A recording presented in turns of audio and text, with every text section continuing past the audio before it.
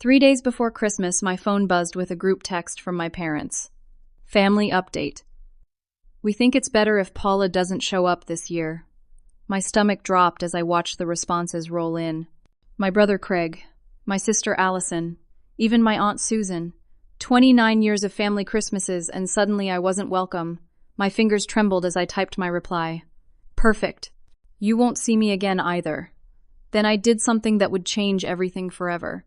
I stared at my phone, barely registering that Drew had placed a comforting hand on my shoulder. We stood in the middle of a crowded mall, Christmas music blaring through speakers, shoppers bustling around us with armfuls of bags, but I felt completely alone. Jana, what happened? Drew asked, his voice filled with concern. I couldn't even respond. I just handed him my phone, the family group chat still open, the thumbs-up reactions from my family members glowing mockingly on the screen. Let me back up a bit. I'm Jana Matthews, 29 years old, born and raised in Columbus, Ohio. I've spent my entire life here, and for the past 4 years, I've been teaching art at Riverside Elementary School. I love my job. There's something magical about watching children discover their creativity, seeing their eyes light up when they create something they're proud of. Until 2 years ago, everyone knew me as Paula Matthews. Paula was who I'd been for 27 years. A good daughter, a loving sister, a devoted wife to Tyler Wheaton. We married young just after college. Tyler was charming, handsome, the kind of guy who could work any room. My family adored him from day one. My dad would always say, Tyler's the son I never had, despite having an actual son, my brother Craig. What nobody saw was how Tyler slowly changed once the wedding ring was on my finger. The criticism started, small comments about my appearance, my cooking, the way I spoke to people. Then came the monitoring of my friendships, my spending my time. By our 5th anniversary, I barely recognized myself. I'd become a shadow, constantly trying to anticipate his disapproval, walking on eggshells in my own home. When I finally gathered the courage to leave, Tyler made sure everyone heard his version first, that I was emotionally unstable, that I had issues, that he had tried everything to save our marriage. And my family, the people who had known me my entire life, believed him without question. The divorce was finalized 2 years ago, and I decided I needed a fresh start in every possible way.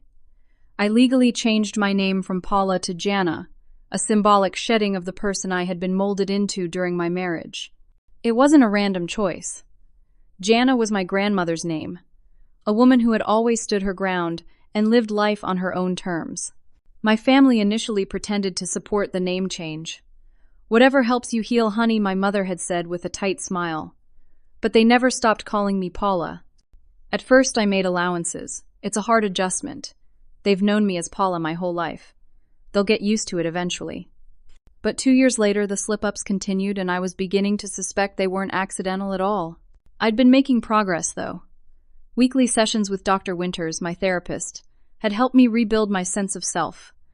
I'd reconnected with old hobbies, made new friends, and 8 months ago I met Drew. Drew Logan was nothing like Tyler. He was a middle school science teacher who loved bad sci-fi movies and making elaborate breakfast on Sunday mornings. He listened, really listened when I talked.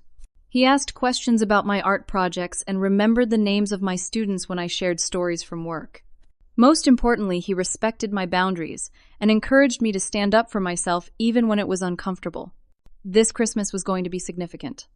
I planned to bring Drew to meet my family, and we were going to announce our plans to move in together in the spring. Despite the tension that always simmered beneath the surface with my family, I was genuinely excited. I thought maybe having Drew there would change the dynamic, would help them see how much happier and healthier I was now. That's why we were at the mall that day, searching for the perfect gifts for my family members. I had spent weeks thinking about what each person would love. A rare first edition for my dad's book collection, a handcrafted pottery set for my mom's kitchen specialty coffee beans from that roaster. My brother Craig couldn't stop talking about last Easter. And then the text came through, shattering the careful hope I had been nurturing. I don't understand, Drew said after reading the message. Why would they say that? And who's responding with thumbs up? That's my brother, my sister, and my aunt, I said numbly, pointing to each reaction. And they're saying that because they still refuse to call me Jana. To them, I'm still Paula, and apparently Paula isn't welcome this Christmas. Drew's face darkened in a way I'd never seen before. He took a deep breath before speaking. Jana, there's something I need to tell you, and I was going to wait until after the holidays, but now. I looked up at him, suddenly afraid. What is it? Your brother Craig called me last week. What? Why would he do that? Drew guided me to a nearby bench, away from the main flow of shoppers. He said he was looking out for you. He told me I should know about your mental health issues before things got serious between us. The betrayal hit like a physical blow. He said you had some kind of breakdown after your divorce, that changing your name was part of a delusional phase, and that the family was worried about you getting involved with someone new because you were still fragile. I sat there in stunned silence, the cheerful holiday decorations around us suddenly seeming garish and fake. Not only had my family excluded me from Christmas, but my own brother had gone behind my back to warn my boyfriend that I was crazy. What did you say to him? I finally asked. Drew's expression softened. I told him that the Jana I know is the strongest, most grounded person I've ever met, and that whatever happened in your past was yours to share with me when you felt ready. Tears welled up in my eyes, but I blinked them back. I wouldn't cry not here in this crowded mall 3 days before Christmas. I'm so sorry I didn't tell you right away, Drew continued. I was angry and I wanted to talk to you about it, but then you were so excited about Christmas and meeting everyone, and I didn't want to ruin that for you. I shook my head. You didn't ruin anything. They did. I looked down at my phone again at the message that had so casually dismissed me from my family's holiday. A cold determination replaced the shock. I need to talk to Craig. I called Craig from the car. Drew had offered to drive, seeing how shaken I was, and I was grateful for the chance to focus on the conversation ahead. Craig answered on the fourth ring, his voice cautious. Hey, what's up? You called Drew last week, I said, not bothering with pleasantries. There was a pause. Oh, he told you about that. Yes, he told me. He also told me what you said, that I had a breakdown, that changing my name was delusional, that I'm fragile. What I want to know is why you would say those things about me, and why you felt the need to warn my boyfriend behind my back. Craig sighed heavily. Look, Paula. Jana. Right, Jana? Sorry. He didn't sound sorry at all. The family is concerned. Okay, you haven't been yourself since the divorce. I've been more myself than I was for the entire time I was married to Tyler. See, that's exactly what I'm talking about. You completely rewrote your marriage history. You and Tyler were great together. Everyone saw it. I gripped the phone tighter. Everyone saw what Tyler wanted them to see. Mom and Dad asked us to stage a sort of intervention at Christmas, Craig continued, ignoring my comment. They thought it might help if we all expressed our concerns together as a family. But then you said you were bringing your new boyfriend, and we just didn't think it was appropriate to do it with a stranger there. So instead, you decided to exclude me entirely, and warn Drew that I'm mentally unstable. No one said mentally unstable, Craig protested. You implied it, and you've been talking about me in a separate group chat for how long? The silence on the other end of the line confirmed my suspicion. How long, Craig? I don't know, a few months maybe. What erratic behavior are you all so concerned about? Give me one concrete example. Another pause. Well, the whole name change thing, for starters. I legally changed my name 2 years ago. Exactly, normal people don't just change their names, Paula. I mean, Jana. Sorry. I could hear the insincerity in his voice. This wasn't about forgetting. This was about refusing to acknowledge my choice. What else? I demanded. You cut people off. You barely speak to Mom and Dad anymore. I call them every Sunday. You've changed how you dress your hair, your friends. You quit the church choir. You sold the house you and Tyler built together and moved into that tiny apartment downtown. You're not the sister I grew up with. I'm not supposed to be the same person forever, Craig. People grow and change. Look, we just want what's best for you. No, you want me to be who I was before. That person doesn't exist anymore. Before Craig could respond, I got another call. Allison. I have to go. Allison's calling. Paula, wait. I hung up and answered Allison's call. Hey. Hey yourself, Allison said, her voice falsely bright. Just checking in. You okay? I knew this routine. Allison wasn't really concerned. She wanted gossip details about the drama so she could report back to the rest of the family. I'm fine. Why wouldn't I be? Well, after that text from Dad, I just wanted to make sure you weren't upset. Why would you think I'd be upset about being uninvited to Christmas by my own family with my own brother and sister giving it a thumbs up? It's not like that, Allison said quickly. We just thought maybe this year you could use a break from all the family stuff. You know how intense it gets. That's not what Craig said. He said you were planning an intervention. Allison was silent for a moment. He shouldn't have told you that. Why? Because I wasn't supposed to know. You've all been talking about me behind my back, planning to ambush me at Christmas. It wasn't going to be an ambush. We're worried about you. And honestly, Paula, Jana. God, fine, Jana. This is exactly what we're talking about. You get so defensive over nothing. It's not nothing. It's my name. Whatever. Look, if you really want to know why Mom and Dad are upset, it's because you refused to go to the Wheaton's holiday party last month. Tyler's parents have always considered you family, and you just cut them off like they meant nothing to you. I was momentarily speechless. The Wheatons, Tyler's parents. Why would I go to their holiday party? Tyler and I have been divorced for 2 years. They still care about you. They ask about you all the time. After hanging up, I sat in stunned silence as Drew drove us back to my apartment. Something wasn't adding up. I pulled out my phone and began scrolling back through old family messages looking for clues. What I found turned my stomach. Months of conversations about me, about my concerning behavior, about how I needed guidance and support, all couched in terms of care but reeking of control. And something else, references to dinners with Tyler, to events where he was present, to conversations where he was discussed not as my ex-husband, but as a current active part of their lives. Then I saw a photo from just 3 weeks ago. My parents at a restaurant with Tyler and a woman I didn't recognize. The caption read, "Lovely dinner with Tyler and Amanda. So nice to finally meet her." I zoomed in on the woman's face. Amanda had shoulder-length blonde hair styled in a layered bob, exactly how I used to wear my hair when I was with Tyler. She wore a pearl necklace, similar to one Tyler had given me for our first anniversary. The resemblance was uncanny, not in our facial features, but in the styling, the presentation. Tyler had found himself a new Paula. That's when it hit me. My family wasn't just staying in touch with Tyler. They were actively maintaining a relationship with him. And they preferred the old Paula, the version of me that Tyler had crafted, the compliant daughter and wife who never made waves. They wanted me to go back to being that person, maybe even hoped for a reconciliation with Tyler despite his emotional abuse. I felt sick. The next morning, I called my mother. I needed answers directly from her, not filtered through my siblings.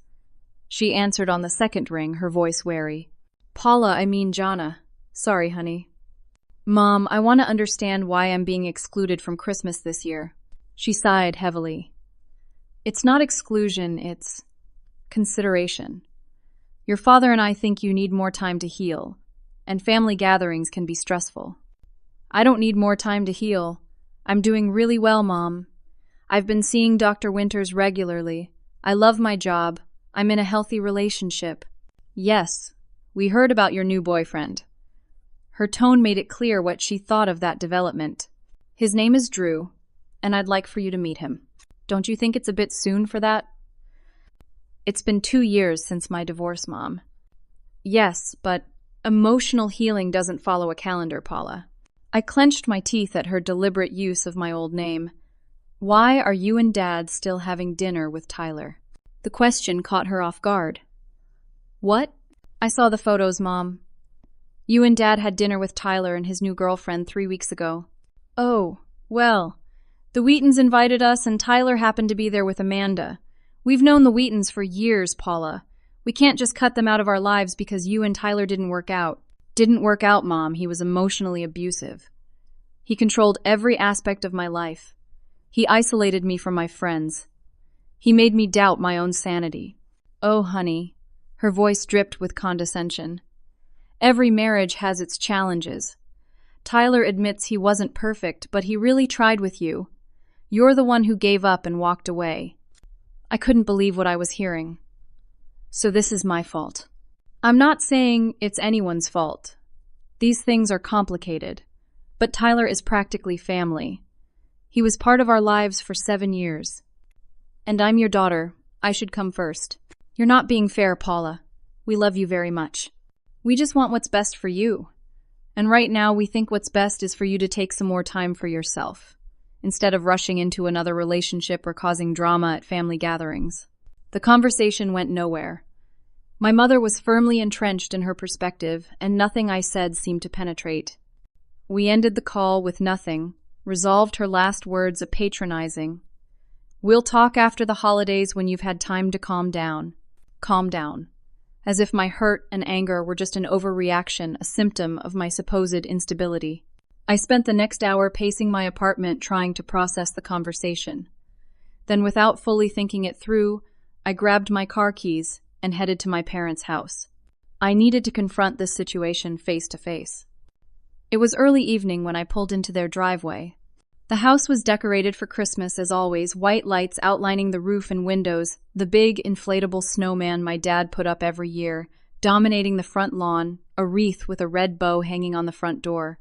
Everything looked exactly as it always had, a perfect picture of holiday cheer and family tradition.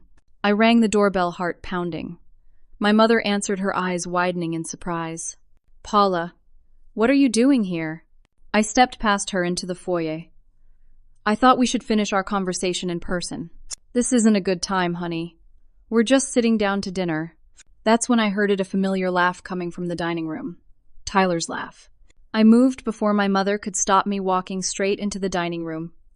And there they were, my father at the head of the table, my brother Craig to his right, and directly across from Craig, Tyler. They all froze when I appeared in the doorway.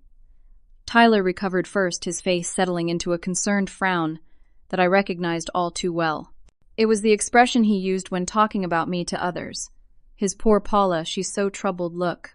"Paula," my father said, his voice carrying a warning. "What are you doing here?" "It's Jana," I said automatically. "And I came to talk to you and Mom about Christmas, but I see you're busy having dinner with my ex-husband." An awkward silence fell over the room. "We should go," Tyler said, starting to rise. "No, stay," I told him. "I'd love to hear what you all talk about when I'm not around. Do you discuss my mental state, my concerning behavior, the way I gave up on my marriage?" "Paula, you're being hysterical," my father said coldly. "This is exactly why we thought it best for you to skip Christmas this year. Your name change theatrics, and these emotional outbursts show you're not ready for family gatherings." "Theatrics? Is that what you think this is? What else would you call it? You had a perfectly good name your entire life, and suddenly after the divorce, you can't be Paula anymore. It's concerning behavior." Tyler cleared his throat. "Paula, everyone here cares about you. We're all just worried. Don't you dare," I cut him off. "Don't you dare sit at my parents' table and pretend you care about me after everything you did." "See, this is what we're talking about," Craig interjected. "These accusations. This anger. This isn't like you, Paula." "You don't know who I am," I said. "None of you do. You only know who Tyler told you I was." My mother had entered the dining room behind me. "Honey, after your breakdown." "What breakdown? I never had a breakdown." Tyler's expression was one of practiced patience. "Paula, you know the doctors said you might not remember everything clearly from that period. It was a difficult time." And there it was, the manipulation tactic he had used countless times during our marriage. Gaslighting, making me doubt my own memories, my own experiences. "What doctors?" "I never saw any doctors for a breakdown because I never had one." Tyler exchanged a meaningful look with my parents. It was a look that said, "See what I've been dealing with." "Paula," my father said firmly, "Tyler has been very open with us about how difficult things were at the end. He's told us about finding you crying on the bathroom floor at 3 a.m, about how you would forget entire conversations about the mood swings." I stared at him, horrified. "And you believed him? Without ever asking me?" "He was there, Paula. He lived it. He created it. He would move things around the house and then insist I had moved them. He would tell me we had conversations that never happened. He would criticize me until I broke down crying and then act concerned about my emotional stability." No one at the table looked convinced.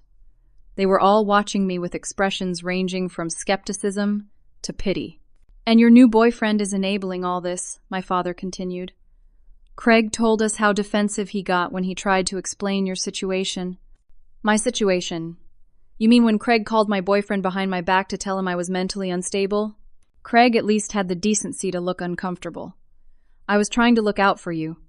Drew should know what he's getting into. What he's getting into is a relationship with a woman who finally found the strength to leave her abusive husband and build a life that actually makes her happy. I turned to Tyler. What have you been telling them about me? Tyler adopted a sad, concerned expression. Only the truth, Paula. That you struggled after the divorce, that you seemed to have some kind of break with reality. The name changed, the complete personality shift, cutting off friends and family who were only trying to help you. I care about you. I always will. I just want you to get the help you need. I felt like I was drowning. They were all looking at me like I was the problem, like I was broken, delusional. The worst part was how reasonable they all sounded, how concerned. If I didn't know better, I might have started to doubt myself too. But I did know better. 2 years of therapy had given me tools to recognize gaslighting when I encountered it. This was a masterclass. I'm leaving, I said, fighting to keep my voice steady. But before I go, I want you all to know that I see what's happening here. Tyler has been manipulating you just like he manipulated me, and you've chosen to believe him over your own daughter and sister. That's a choice you've made, and it's one I won't forget. I walked out, ignoring their calls to come back, to be reasonable, to let them help me. I got in my car and drove away, hands shaking on the steering wheel. It wasn't until I was halfway home that the magnitude of what had just happened hit me. My family, the people who were supposed to love me unconditionally, to have my back no matter what, had sided completely with the man who had systematically broken me down for years. They believed I had had some kind of mental breakdown. They thought I needed help, intervention. They saw me as unstable, delusional. And worst of all, they were actively maintaining a relationship with Tyler, inviting him into their home, listening to his version of events, and treating him like he was still part of the family. I barely remember the drive back to my apartment. When I arrived, I called Dr. Winters, my therapist, and left a message requesting an emergency session. Then I curled up on my couch, pulled a blanket over me, and let the tears come. That's how Drew found me when he came over after receiving my text. He sat beside me, holding me while I sobbed, not asking questions, just being there. When I finally calmed down enough to speak, I told him everything. The confrontation at my parents' house, Tyler's presence there, the allegations of a breakdown. I never had the complete dismissal of my experiences. They think I'm crazy, Drew. My own family. They've been letting Tyler poison them against me for 2 years, and I didn't even know it was happening. Drew's jaw tightened, but his voice remained gentle. You're not crazy, Jana. What they're doing is called gaslighting, and it's a form of abuse. I know. Dr. Winters and I have talked about it a lot. I just never thought my own family would participate in it. What do you want to do? That simple question, acknowledging that I had agency, that I could choose how to respond rather than just react, meant more to me than Drew could possibly know. I don't know yet. I need to talk to Dr. Winters. Whatever you decide, I'm here. But Jana, whatever you do, don't let them make you doubt yourself. You're the strongest person I know. The next day, I met with Dr. Winters. Her office had always been a safe space for me, with its soft blue walls, comfortable chairs, and the gentle sound of a water feature in the corner. Tell me what happened, she said after I sat down. I recounted everything, the text excluding me from Christmas, the revelations about the separate group chat Craig, contacting Drew, the dinner at my parents' house with Tyler present, all of it. Dr. Winters listened attentively, taking occasional notes. When I finished, she set her notepad aside and leaned forward slightly. Jana, what you're describing is a coordinated campaign of gaslighting. Your ex-husband has manipulated your family into becoming his proxies and continuing the abuse he began during your marriage. Hearing her put it so bluntly was both painful and validating. The question now, she continued, is how you want to respond. This is a significant betrayal by your family, and it would be completely understandable if you needed to create distance for your own well-being. But they're my family, I said, the words sounding hollow even to my own ears. Yes, they are. And in an ideal world, family would provide love, support, and safety. But sometimes family members can become sources of harm, especially when they've been manipulated by someone like your ex-husband. So, you think I should cut them off? I think you need to prioritize your own mental and emotional health. That might mean establishing clear boundaries, limiting contact, or in some cases taking a break from certain relationships until they're able to respect your autonomy and your truth. I nodded slowly. I just keep thinking there must be something I could say, some way I could make them understand. That's a common response, and it's coming from a place of love and hope. But it's important to recognize that you can't control how others perceive you or what they choose to believe. You can only control your own actions and boundaries. I left Dr. Winter's office feeling emotionally drained, but also strangely calmer. The validation from a professional that I wasn't overreacting, that what my family was doing was a continuation of the abuse I had escaped, helped me see the situation more clearly. Back at my apartment, I felt restless. I needed to do something, to take some kind of action rather than just sitting with these painful revelations. I decided to look through some of my old journals, something Dr. Winters had encouraged me to keep throughout my divorce and recovery process. I pulled out the stack of notebooks from my closet and began reading entries from the last year of my marriage and the months following the divorce. What I found was heartbreaking but also empowering. Page after page documented Tyler's manipulation. Subtle put-downs disguised as concern, misremembered conversations, accusations of forgetfulness or emotional instability whenever I questioned him. But I also found entries about friends who had seen through Tyler's facade, who had tried to warn me or offer support. Friends I had gradually lost touch with as Tyler isolated me. Friends like Tara, my college roommate, who had once taken me aside at a party and gently suggested that Tyler's behavior seemed controlling. I had defended him, then convinced that Tara just didn't understand our relationship. Shortly after, Tyler had convinced me that Tara was jealous of our happiness and I had pulled away from her. There were other entries too, documenting how my family had always seemed to take Tyler's side in disagreements, how they had dismissed my concerns about his controlling behavior as newlywed adjustment, or suggested that I needed to try harder to make him happy. The pattern was clear. Tyler hadn't just manipulated me during our marriage. He had been cultivating my family as allies the entire time. And when I finally left him, he simply continued the manipulation, casting himself as the concerned ex-husband worried about his unstable ex-wife. But the journals also showed my growth, my gradual reclaiming of my identity, my hard work in therapy. They showed how changing my name had been a thoughtful, empowering choice, a way to reclaim my identity after years of having it systematically eroded. As I read, I found something else too. Emails Tyler had sent to my parents in the months following our separation. Emails I had been copied on, but had never opened, too raw from the divorce to want any contact with him.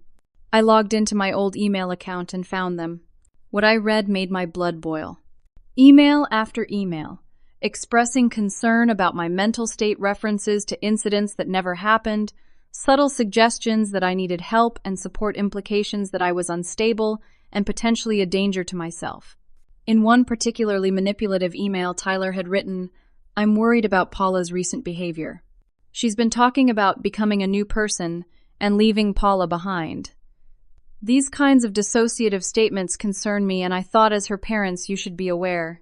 I still care deeply for her, and only want what's best for her, even if that isn't being with me." It was all there, the seeds planted, the narrative, crafted, the groundwork laid for 2 years of my family, treating me like I was broken, unstable, in need of intervention rather than support. The realization was painful but clarifying. My family wasn't just misguided or confused. They were active participants in my ongoing abuse. They had chosen Tyler's constructed version of me over the real me standing right in front of them. They had chosen to believe the worst about their own daughter and sister rather than consider that her ex-husband might be manipulating them. As the full weight of this betrayal settled on me, I knew I had a choice to make. I could continue trying to make them see the truth to convince them of Tyler's manipulation, or I could accept that they had made their choice and focus my energy on building a life with people who respected and supported me. For the first time since receiving that text 3 days before Christmas, I felt a sense of clarity. I couldn't control what my family believed, but I could control who I allowed to be part of my life moving forward. The next morning, I woke up with a plan forming in my mind. First, I needed to reconnect with the people who had seen the truth about Tyler and had tried to support me even when I pushed them away. I started with Tara. We hadn't spoken in nearly 4 years, not since Tyler had convinced me she was trying to undermine our marriage. I found her on social media and sent a simple message. "You were right about Tyler. I'm sorry I didn't listen. I'd love to talk if you're open to it." To my surprise and relief, Tara responded within hours. "Jana, I've thought about you so often. Of course I'm open to talking. How about coffee tomorrow?" We met at a small cafe downtown. The moment I saw her, tears sprang to my eyes. Tara wrapped me in a tight hug. "I've missed you," she said simply. Over the next 2 hours, I told her everything. The emotional abuse during my marriage, the difficult divorce, changing my name to Jana, and now my family's betrayal and continued relationship with Tyler. Tara listened without judgment, occasionally squeezing my hand in support. When I finished, she shared something that shocked me. "Jana, I went through something similar with my family after I came out as gay in college. They didn't believe me at first, thought it was a phase, or that I'd been influenced by liberal friends. They even tried to send me to conversion therapy." "You had no idea," I said. "You never told me." It was hard to talk about back then. But the reason I'm telling you now is that I had to make the difficult decision to create distance between me and my family for several years. It was painful but necessary for my own health and identity. And eventually some of them came around. Not all, but some. How did you do it? How did you find the strength to stand up to your entire family? By building my own support system, my chosen family. Friends who accepted me exactly as I was, who didn't try to change me or convince me I was confused. That's what got me through. As we continued talking, Tara offered to introduce me to some of her friends who had gone through similar experiences with family estrangement and rebuilding. "It helps to talk to people who really get it," she said. "Who understand that sometimes the hardest part isn't the person who directly hurt you, but the people who stand by and let it happen, or even join in." After coffee with Tara, I felt stronger, more resolved. I scheduled another session with Dr. Winters to discuss healthy boundaries and strategies for emotional independence from my family. She helped me see that my worth wasn't dependent on their validation, and that protecting myself from their harmful behavior wasn't selfish, it was necessary. A few days later, Drew invited me to join his family for their Christmas celebration. "You don't have to decide right now," he said. "But my parents really want to meet you and my sisters are cool. It's pretty low-key, just dinner, some games, opening presents on Christmas morning if you want to stay over." The contrast between Drew's casual, pressure-free invitation and my own family's manipulation was stark. Here was someone who respected my agency, who offered connection without demands or conditions. "I'd love to come," I said. "But I'm also thinking about hosting my own small gathering on Christmas Eve. Would you be up for that too?" Drew's face lit up. "Absolutely. What are you thinking?" "Just something simple. Invite Tara and some of the friends I'm reconnecting with. Maybe a few people from work. Create some new traditions that are just mine. Ours if you want to be part of it." "I'd be honored," Drew said. That evening, I started making plans for my alternative Christmas celebration. As I was creating a guest list, I thought about my extended family members, cousins, aunts, uncles, who weren't part of the immediate family group chat. I wondered how many of them knew about the situation, how many had been fed Tyler's narrative about me. On impulse, I decided to reach out to my cousin Laura, who had always been kind to me at family gatherings, but with whom I'd lost touch in recent years. "Hey, Laura," I messaged. "It's been a while. I wanted to let you know I won't be at the family Christmas this year. Also, I go by Jana now, though you might not have heard that." Laura's response came quickly. "Jana, I've been thinking about you. I actually left the family group chat months ago because I couldn't stand how they were talking about you. Want to grab lunch and catch up?" I stared at her message in shock. Laura had left the group chat because of how they were talking about me. I immediately called her. "What do you mean you left the group chat?" I asked as soon as she answered. "Oh, Jana. I didn't want to cause drama, but the way they discussed you was awful. Like you were a problem to be solved rather than a person going through a difficult time. And the way they kept letting Tyler weigh in about you, it made me so uncomfortable." "You knew about that?" "Yes. I tried to speak up a few times to point out that maybe they should be talking to you rather than about you, but no one listened. So I left. I figured either they'd notice and reflect on why, or they wouldn't notice, which would tell me everything I needed to know about that group dynamic. And no one even asked why I left, Laura said with a sad laugh. That told me everything. Laura and I made plans to meet for lunch the following day. Before we hung up, she added, "By the way, I heard you're having your own Christmas thing. I'd love to come if that's okay." Of course, I said, feeling a surge of gratitude. Over the next few days, a surprising thing happened. After my lunch with Laura, where we reconnected and she heard the full story of what had been happening, she reached out to a few other family members who weren't closely aligned with my parents. Cousins, a few aunts and uncles, even my youngest sister Megan, who at 22 was just establishing her own independent life and identity. One by one they contacted me. Some just wanted to check in, others expressed support or apologized for not staying in better touch. Many accepted my invitation to my Christmas Eve gathering. Not everyone, of course. Some were firmly in my parents' camp, were simply unwilling to take sides in what they saw as a family dispute. But enough responded positively that I began to feel something I hadn't expected: hope. Hope that even if my immediate family couldn't accept me as I was, I could still have meaningful connections with my extended family. Hope that I wasn't alone in seeing the toxicity of what had been happening. Megan's response was particularly meaningful. My youngest sister had always been somewhat overshadowed in the family, the baby who wasn't always taken seriously. We had never been especially close growing up, with our 8-year age difference creating a natural distance, but her message showed a maturity and independence I hadn't expected. "Jana," she wrote, "I'm sorry I haven't reached out sooner. To be honest, I've been confused about everything that's happened with you and the family. But I know that changing your name was important to you, and I want to respect that. I'd like to come to your Christmas Eve thing if that's okay. I want to hear your side of things."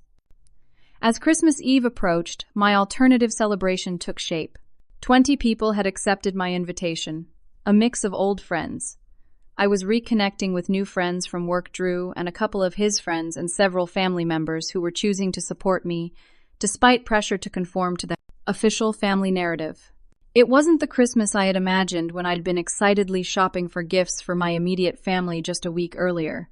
It was something entirely new, something I was creating on my own terms.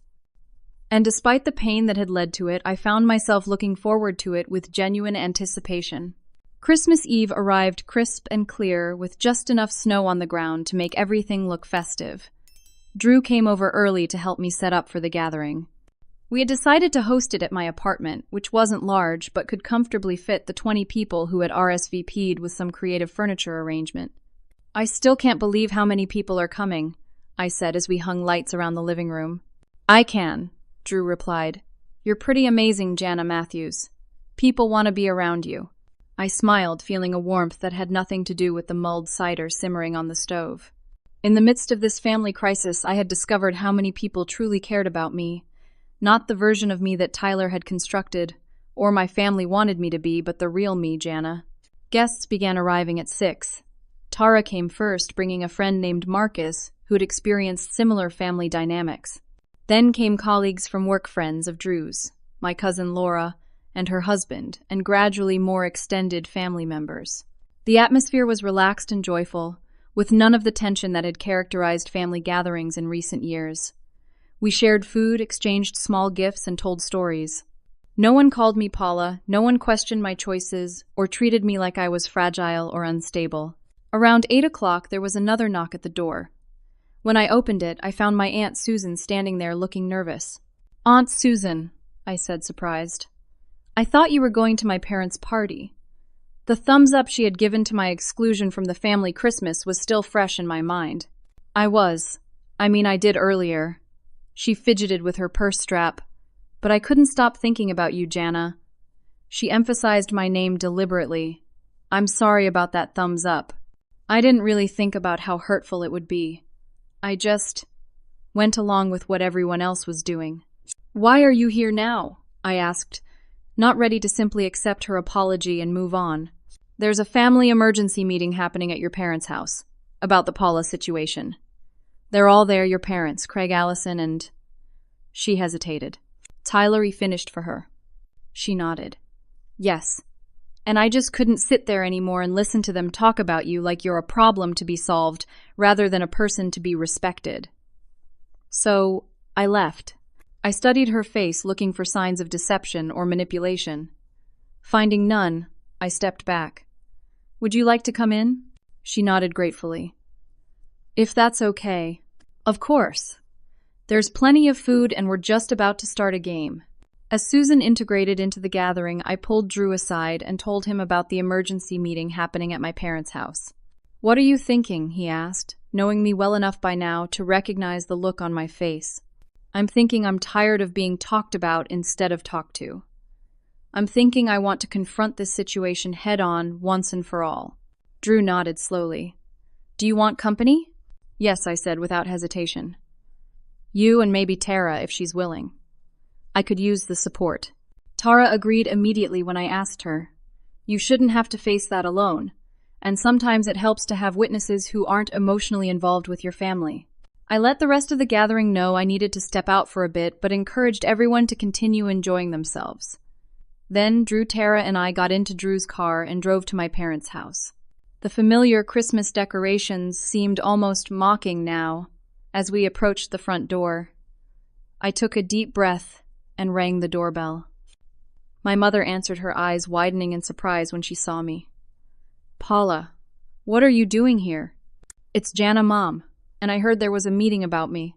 I thought I should be present for that. Before she could respond, I walked past her into the house, Drew and Tara following. We made our way to the living room where the emergency meeting was indeed in progress. My father sat in his usual armchair with Craig and Allison on the couch across from him. Tyler occupied the other armchair, my mother's usual seat, I noted with a flash of anger. They all looked up in shock when we entered. What is this? My father demanded, rising to his feet. I heard you were having a meeting about the Paula situation, I said calmly. Since I am Paula, or rather I thought I should be here. Tyler's face settled into that concerned frown I had come to despise. Paula, this isn't a good idea. You're clearly upset, and barging in like this only confirms what we've been discussing about your erratic behavior. My name is Jana, I said firmly. And I'm not barging in. This is my family's home, and you're discussing me behind my back. Again. Who are these people? My father asked, gesturing to Drew and Tara. This is Drew, my boyfriend. And this is Tara, my friend. They're here as my support and as witnesses to whatever is being said about me in my absence. Witnesses, Craig scoffed. This isn't a trial, Paula. Isn't it you've all been judging me, making decisions about me, diagnosing me all without my input or consent? It feels pretty similar to a trial. We're concerned about you, my mother said, having followed us into the room. This kind of dramatic entrance only reinforces that concern. What exactly are you concerned about? I asked. Be specific. They exchanged glances, clearly uncomfortable with being put on the spot. Your emotional state, my father finally said. Your identity confusion. Your hostility toward Tyler and toward us. I'm not confused about my identity. I legally changed my name to Jana 2 years ago. It wasn't a whim or a cry for help. It was a deliberate choice to reclaim my identity after years of emotional abuse. There you go again with these accusations, Tyler said, his voice dripping with false patience. Paula, we were married for 7 years. Was it perfect? No. Did I always get everything right? Of course not. But this narrative you've created about abuse is deeply unfair and frankly concerning. I looked at him directly. Tyler, I have read through all the emails you sent to my parents after our separation. I know exactly what narrative you've been creating. A flicker of unease crossed his face before he controlled it. I was worried about you. I still am. No, you were manipulating my family to continue controlling me even after I left you, just like you tried to control me during our marriage. That's enough, my father interjected. Tyler has been nothing but supportive through all of this. He's still willing to help you despite how you've treated him. Help me. Help me what? Go back to being the compliant, insecure woman he shaped me into. No, thank you. See, this is exactly what we're talking about, Allison said. This anger, these accusations. The Paula I grew up with was never like this. The Paula you grew up with didn't know how to stand up for herself, I replied. She didn't know how to set boundaries or demand respect. Jana does. The conversation continued in circles with my family members and Tyler presenting a united front of concern and disappointment while I tried to make them see the manipulation at play. Drew and Tara occasionally spoke up to offer support or perspective, but mostly they were silent witnesses, their presence alone, a reminder that I wasn't isolated anymore. As the discussion grew more heated with my father accusing me of throwing away my family over petty grievances and my mother alternating between tears and condescension, the front door opened again. Megan, my youngest sister, walked in stopping short when she saw all of us in the living room. "What's going on?" she asked. "Why is everyone yelling?" "Megan, go to your room," my father said. "This doesn't concern you."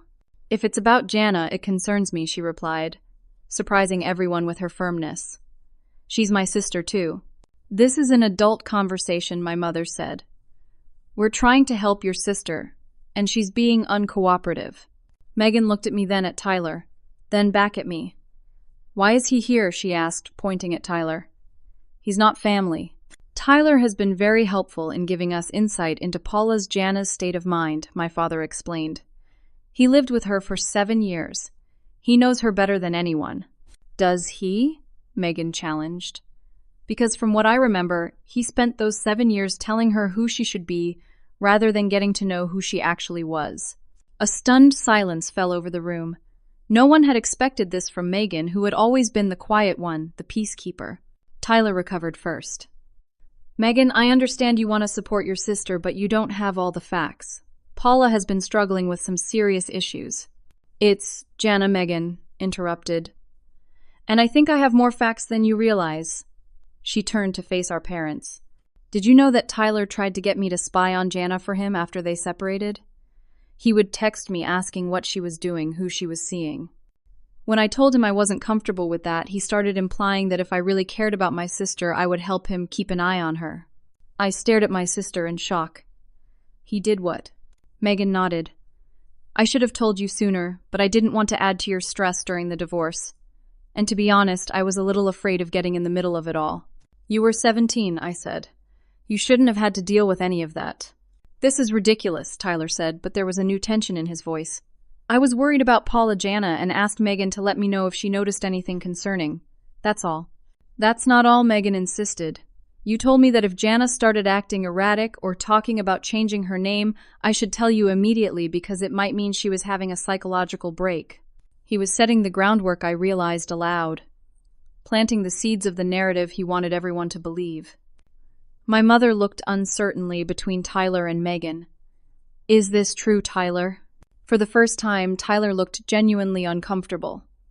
"I was concerned, Catherine. You know how Paula was at the end of our marriage." "No, we don't know," I said firmly. "We only know what you told them. And what you told them was a carefully constructed lie designed to maintain control over me and my family even after I left you." I turned to face my family directly. "I am not having a breakdown. I did not have a breakdown 2 years ago. I am not unstable or delusional or confused about my identity. I am a woman who finally found the courage to leave an emotionally abusive relationship and reclaim my sense of self. Part of that was changing my name to Jana, a name that holds meaning for me, a name that represents strength and autonomy." I took a deep breath before continuing. "I have spent 2 years rebuilding myself, creating a life that makes me happy, establishing healthy boundaries, and learning to trust my own perceptions again after years of having them undermined. And what have you all been doing during that time? Maintaining a relationship with my abuser, allowing him to continue manipulating you, treating me like I'm broken rather than seeing that I'm finally whole." The room was silent when I finished. No one seemed to know how to respond. Finally, my father spoke. "Jana, I think you should leave now." The use of my chosen name wasn't lost on me, but it was too little too late. "I agree," I said. "I've said what I came to say. The rest is up to you. You can choose to believe Tyler's version of me, or you can choose to get to know the real me. But you can't have both." I walked out with Drew and Tara Megan following close behind. Outside in the cold December air, I felt lighter somehow, as if a burden I'd been carrying for years had finally been set down. "Are you okay?" Drew asked as we reached his car. "I am," I said, and realized it was true. For the first time in a long time, I really am. We returned to my apartment to find the Christmas Eve gathering still in full swing. People greeted us warmly, asking no questions about where we'd been, simply welcoming us back into the celebration. As I looked around at the mix of old friends, new friends, and family members who had chosen to support me, I felt a profound sense of gratitude. This was what family could be: people who accepted you as you were, who respected your boundaries and choices, who showed up for you not out of obligation, but out of genuine care. The rest of the evening passed in a blur of laughter, good food, and heartfelt conversations. When everyone had gone home except Drew, who was staying over, I felt exhausted but peaceful. "Thank you," I said as we cleaned up the last of the dishes. "For everything." "You don't need to thank me," he replied. "I'm just glad I could be here for you.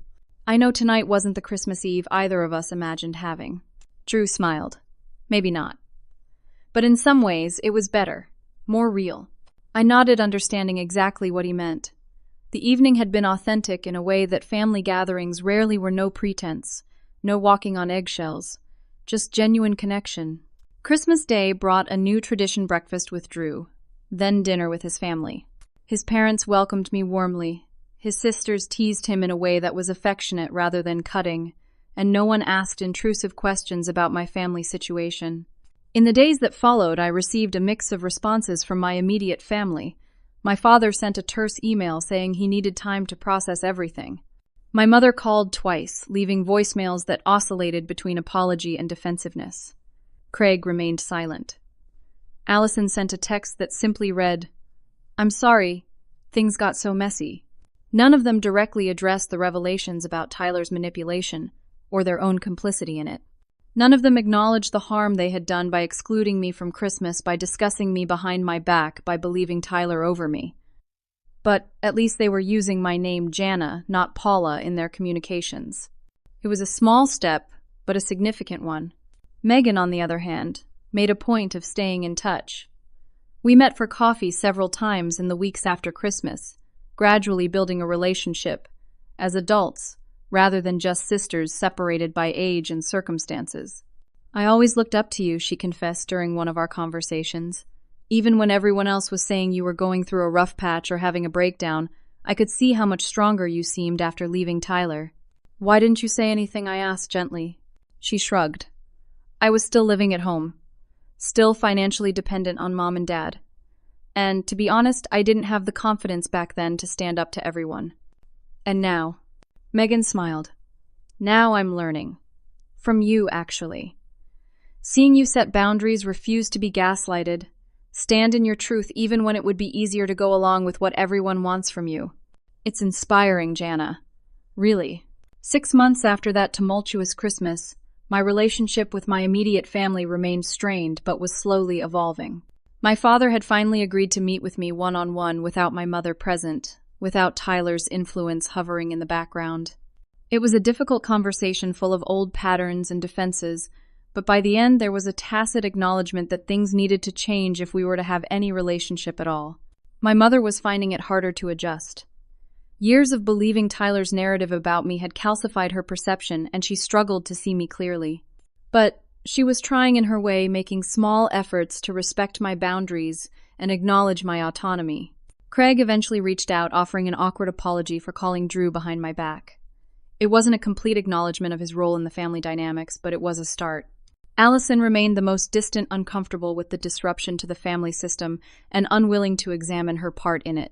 As for Tyler, I heard through Megan that he was no longer welcome at family gatherings.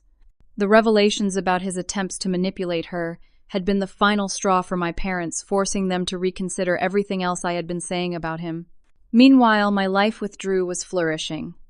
We moved in together as planned, creating a home that felt safe, supportive, and joy-filled. My reconnection with old friends like Tara continued to deepen, and I made new friends through work and community activities. The alternative Christmas gathering became the first of many such events as I began hosting regular dinners and celebrations that included my chosen family, both blood relations and those connected by choice and affinity. 1 year after that life-changing text message, Drew proposed. We were having a picnic in the park where we'd had our first date, and his words were simple and heartfelt. "Jana Matthews, you are the strongest, most authentic person I know. Will you marry me? I said yes without hesitation. Our wedding was small but meaningful, held in a garden with autumn leaves, creating a natural canopy of red and gold above us. Tara was my maid of honor. Megan was a bridesmaid, along with 2 colleagues who had become close friends. My father walked me down the aisle, a traditional gesture that held new meaning now, symbolizing not a transfer of ownership from father to husband, but a gesture of respect and reconciliation. My mother attended, still somewhat uncomfortable with the new family dynamics, but making an effort. Craig came with his wife. Allison sent a gift but didn't attend, not yet ready to fully engage with the new reality. As I looked around at the gathering during our reception, the mix of family members who were working to rebuild relationships with me, friends who had supported me through the darkest times, and new connections made along the way, I felt a profound sense of peace. The journey from Paula to Jana hadn't been easy. It had cost me relationships, forced me to confront painful truths, and required me to stand firm in my identity even when those closest to me refused to acknowledge it. But it had also brought me to this moment surrounded by genuine love, secure in myself, no longer afraid to set boundaries or speak my truth. In the end, that text message excluding me from Christmas had been a gift, though a painful one. It had forced into the open dynamics that had been festering beneath the surface for years. It had compelled me to take a stand to refuse to be gaslighted or manipulated any longer. It had shown me who would stand with me when things got difficult, and who would choose comfort over truth. Most importantly, it had confirmed what I already knew deep down, that changing my name from Paula to Jana wasn't just about leaving behind a painful marriage. It was about claiming my right to define myself, to set my own boundaries, to live authentically, even when others found it inconvenient or challenging. As Drew and I shared our first dance as a married couple, I caught my father's eye across the room. He nodded slightly, a gesture of acknowledgement, and perhaps a bit of apology. I nodded back, accepting both.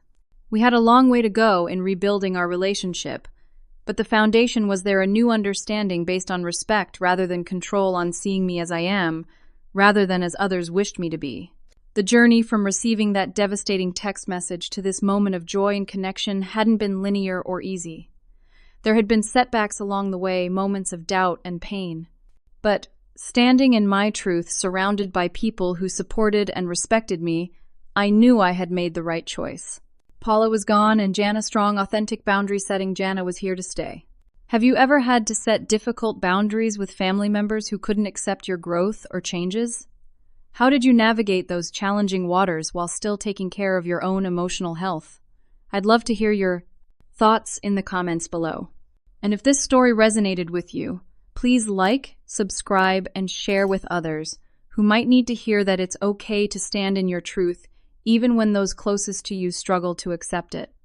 Thank you for being here with me, and I wish you the courage to honor your authentic self always.